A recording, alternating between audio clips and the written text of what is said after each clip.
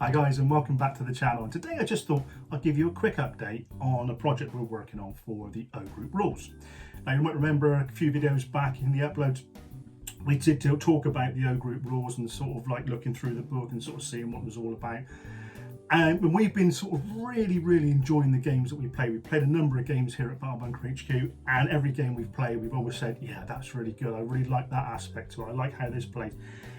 And we've been using our late war 15mm Flames of War miniatures with it, and we know that Dave's writing a supplement for Normandy, and he already has out a 1940s supplement. But we thought we got a lot of the old mid-war Battlefront miniatures of mid-war North Africa vehicles, infantry, the box sets on the shelves. What are we going to do with it? And what better way to get them out on the table playing O Group? I know there's no list for them yet, but you can easily work around that from the list they've already got out. So it's not hard to work out a list and just follow an historical order of battle. You soon got your listed battalion list, so that's not an issue. But we thought we'd get them out, we'd make them up. So we've made up the British vehicles and we've made up the German vehicles, British to one side over there out of the way. But the German vehicles we're starting on first. And we're following a guide that was done by a YouTube channel. And I'll leave a link to the video below. And it was what he'd done with his bolt action 28mm Warlord Panzer III. And we thought, I wonder if we could do that in 15mm. So we've made a start, and a lot of it at the start is airbrushing.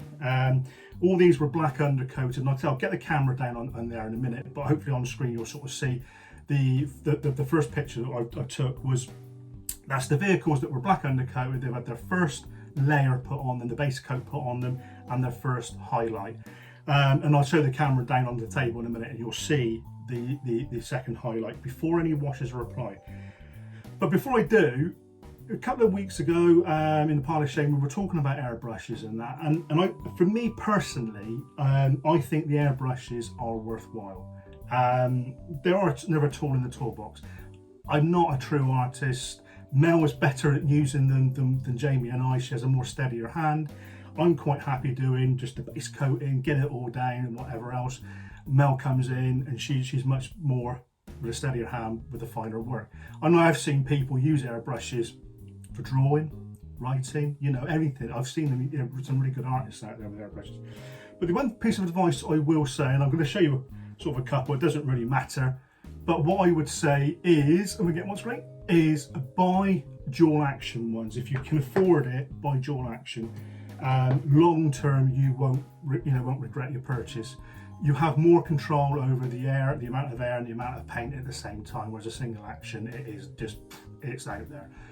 With the dual action, you have got that little bit more control.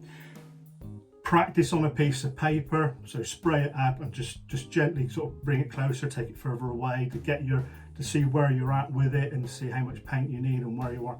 And that's basically, in a nutshell. There's a lot more to it, don't get me wrong, but that's basically the base of how to get into using your airbrush.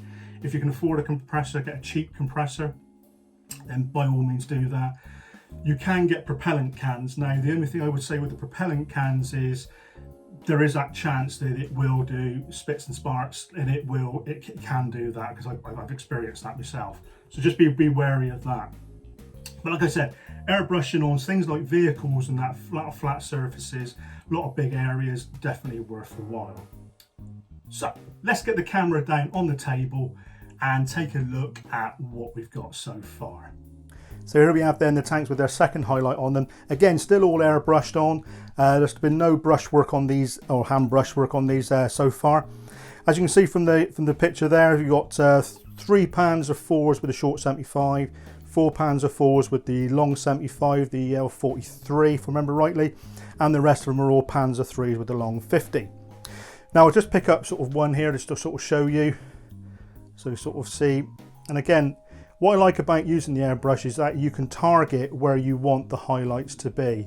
So I'm going to sort of take it in there, and again, all that's got to be done, the wheels and everything, but basically targeting where you need it to be. These are all pre-washed, so obviously the wash is going to be going on them soon, and that will take them down a little bit, and then you get another third highlight just to bring them back up. And again, show you another vehicle.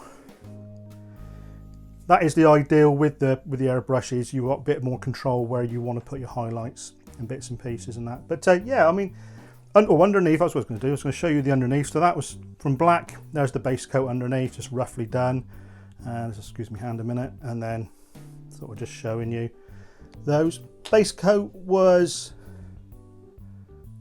this, and the first highlight were these two here, sort of a 50-50 if I remember rightly, and the second highlight were, oops, get these on shot, were these two here. Now, like I said, I'll leave a link to the video that we're following in the description below. That way you guys can sort of see with the paints that we're using and how he's used them. We're sort of following it sort of 90-95% at the moment, but I'd say we really are enjoying how these are coming out, and certainly with the 15mm we're seeing some of the same results of what he was having with his 28mm model. So it's really good. Well, I hope you've enjoyed that then, this sort of brief little update of what we're doing. And like I said before, I'll leave a link in the description below for the video that we follow for doing these DAC vehicles. And we're going to use one of his other ones he does for the Sherman and his Stuart for the British. So again, in time, you're going to see videos come out with us showing you what we've done. And so far, I think the results are coming out quite well. I do like how it is transforming from the painting the 28s down into the 15s, and as I said, I don't think you're losing too much, and I don't think it's an overkill either at the moment. So hopefully a bit more work on these, and that we'll see from there. But that's it for the moment then, guys, but not quite. I thought I would show you a brief little video at the end of this one. And that was from a game from a friend of mine, Richard, who came over with his Sudan forces, and he wanted to play out or do a play test of a set of rules he's working on for doing the Battle of Tamay. Now, he's brought up a lovely collection of miniatures and terrain and that. We didn't put it all out, but we just got out most of it on the table to sort of run through some ideas and that. And I just thought I took a few shots during the day, and I've put it together as sort of like a little video montage just to show you guys what was on the table. And I say I was really excited about it. It was really good fun, and I hope you guys enjoy it as much as what we did.